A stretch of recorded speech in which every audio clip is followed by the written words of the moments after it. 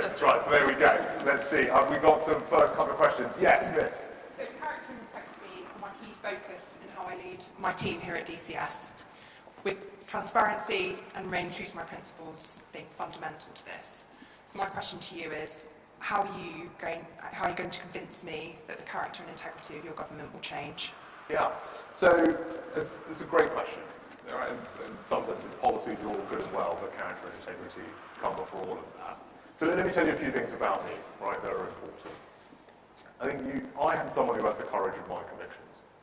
Right? I stand for a certain set of principles, a set of beliefs, and I actually appreciate that not everyone will agree with all of them. But I'd rather you know where I stand on things, and I'll be honest and transparent with you about that. And you've seen that throughout my career, right? On all the big things, whether it's net zero, whether it's migration, whether it's defence, whether it's on economic policy, whether it was on what used to be very controversial and saying, you know what, sex means biological sex, because that's how we protect women and girls' spaces, right? When I first said that, it was a big thing. Right? But that's who I am. So you will always have that for me. I'm not going to just change with the weather on these really important things. So and I'm totally fine to accept that people don't always agree with me. The second thing is being accountable. Right, and say, will you lead your teams? And when I got this job, I set out 5 priorities, right? And actually someone was interviewing me on the radio, on TV this morning, and they're saying, oh, you set out these very clear priorities, and let me have a go on how you've done it then. And I'm like, yeah, I actually did set out 5 very clear things that you could hold me accountable for. That was quite rare for a politician to do. Right? And I'm okay for people to say, well, how have you done? That's the whole point. Again, I just want to be open with you. Like, that's what I'm going to focus on. And we can go through and see where we've made more progress or less progress. But again, that's who I am as a person. And the last thing I'd say is, look, I'm not afraid to do what I think is right for this country, even when it's not politically convenient. And you saw that during the leadership contest a couple of summers ago, when people didn't really want to hear what I had to say about the economy and the right way to do it when I was in that contest. But I kept going. Everyone said, you're going to lose, and all the rest of it. But I was like, well, I think this is right. And even if people don't want to hear it now, I want to make sure I argue the case. And look, I was proved right then, right, on that big economic debate where no one thought that I would succeed. And that's why you can trust me now when I'm warning you about the dangers of what Labour would do if they were in power with our economy. Right? I had the courage of my convictions then to say what I thought was right, even though it was tough. And I'm doing the same thing now, because I don't want all the progress we've made over the last 18 months to be washed away and for all of you to pay the price in higher taxes. So there you go. I hope that's enough of an answer to your question. Right, next, who have we got? Yes? DCS finished our fiscal year on Friday. Oh, congratulations. DCS finished our fiscal year on Friday with sales of £350 million. We've grown every year for the last 30 years by putting the customer at the heart of how we do business. Finding growth is becoming increasingly hard with the economy working against us. My question to you is, what are you going to do to restore economic growth? Right. Well, first of all, 20 years of uninterrupted growth and £350 million, that's worth a round of applause, isn't it?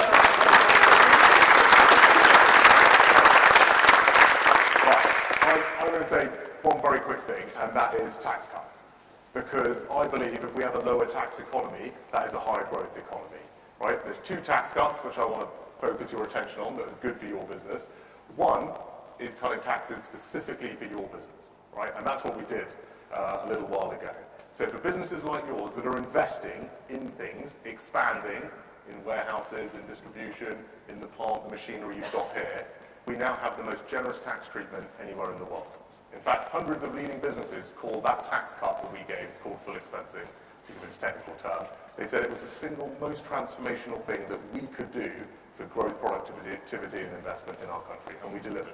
The Chancellor and I, and you're starting to see the benefits of it as businesses like yours. Now, when you look at expanding or growing, you're like, oh, get a big tax cut if I decide to put an extension on and grow my business. So that's what the first thing we do. And the second thing is that you're in a consumer-oriented business, and that's why tax cuts for people are so important.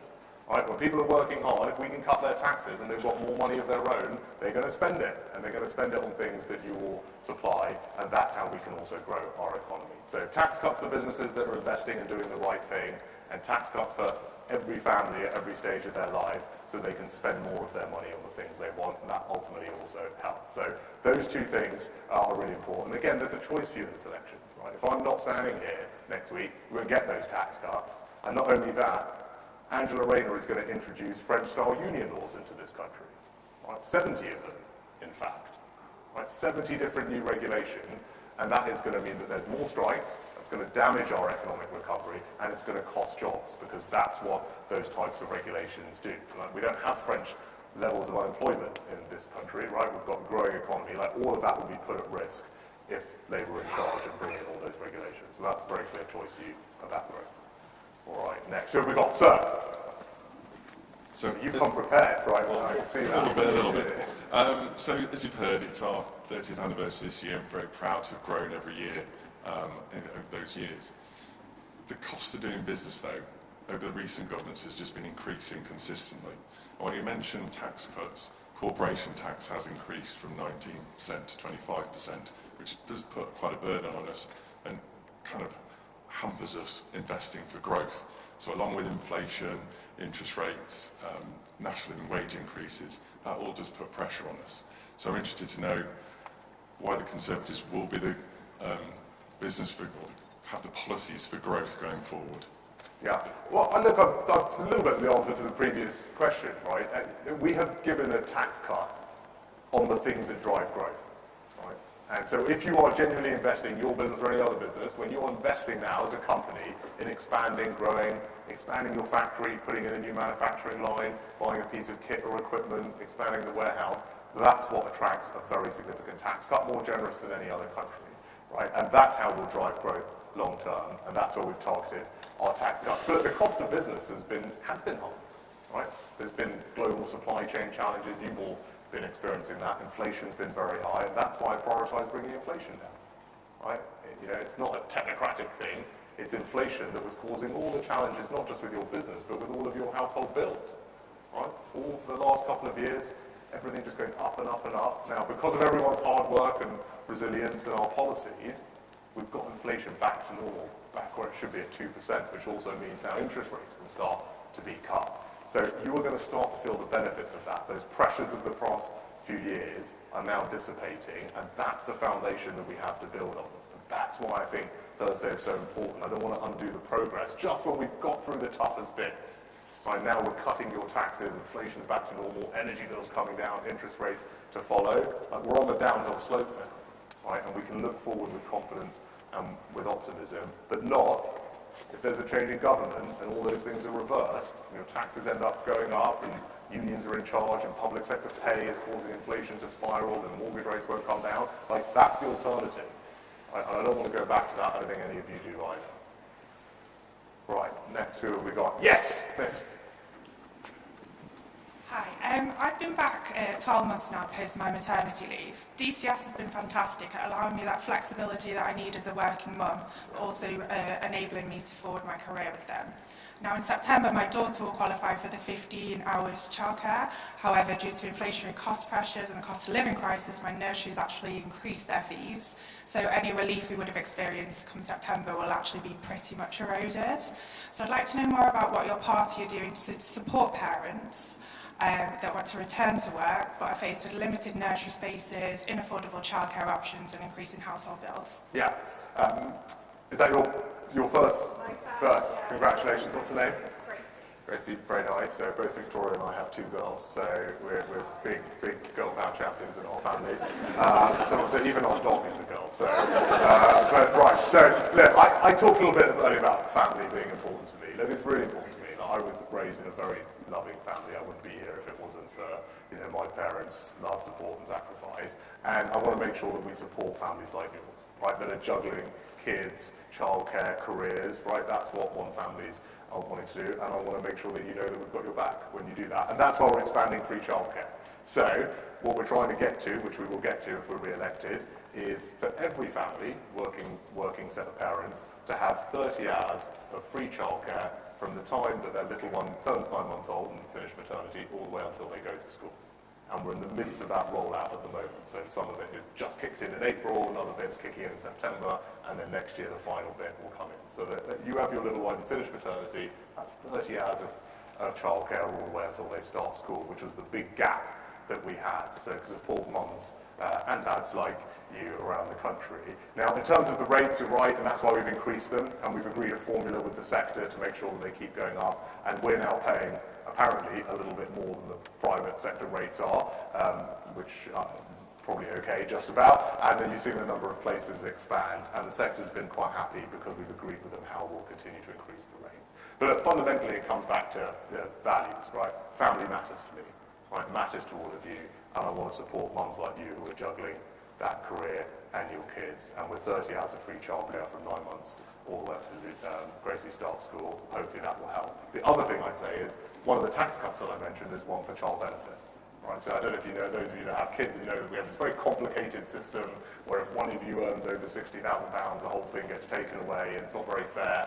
You can have two people who are earning a little bit less and they keep it. See lots of nodding because everyone knows what pain it is. So what we're going to do if we're re-elected is make it work, look at your entire household, you and your partner, and all the way up to £120,000, you'll be able to keep the full child benefit. Right? So instead of that charge which taxes you now, that will be a big change. It's worth about £1,500, in full, that tax cut. So again, that's something that I promise to deliver as well. Good. Right, we've got one more, I think. Yes, last one. As a family, we've been waiting for 3 years on the NHS waiting list for an autism and ADHD assessment. During that time, we've had to pay for a private assessment through a clinic, which was arranged within a matter of weeks, but at a cost of £2,000, which many people will struggle to afford. There are already long waiting lists in Oxfordshire, and the number of people awaiting a diagnosis are growing continually. So with shocking statistics such as 22% of adults with an autism diagnosis being out of employment, what are you planning to do to reduce NHS waiting lists, but also to support those people who do have a diagnosis through education and into work? Yeah. Well, who was the, if you don't mind saying, who was the, who were you waiting for? Was it my son? Your son. How old is he? He is 12 now, so he's just started secondary school, and that was why we wanted to get the private assessment. No, I can understand that. And it's a very similar age to my two girls. So look, there is a challenge in the NHS, and one of the areas we haven't made as much progress as I would have liked is on tackling NHS waiting lists. Children, as you've heard me talking about, are really important to me, and making sure they get the support they need is vital. So one of the things that we're doing, before I get into the macro stuff, you said you chose to go private. So one thing we're actually doing now is making that available on the NHS in more and more areas. Because I don't have any ideological disagreement with the private sector, the independent sector, providing NHS care. Right? There's a difference between me and the Labour Party. So what I've told the NHS is, look, if there's a private provider that can do the thing, whatever it might be, whether it's an assessment or a hip replacement, and they can do it at the same tariff rate that we have, the price, then people should just be able to choose where to get their treatment and get it done there. And that is now being rolled out across the NHS, it's being put on the app. So if you or your family get referred, parents, grandparents get referred for some secondary care, you should make sure you ask your GP, hang on, the Prime Minister said, I should be able to choose where I get this treatment and get a list of different providers, because if I don't like the wait at the one you normally would use, I want to look and see if there's somewhere else I can go that can do it faster. And that is now helping to actually bring down the waiting list, and we're rolling it out to more areas. So look, it's not going to work overnight, and I'm sorry it wasn't there in place for you, but that's just an example of the kind of thing that will help in the future. And look, more generally, I come from an NHS family.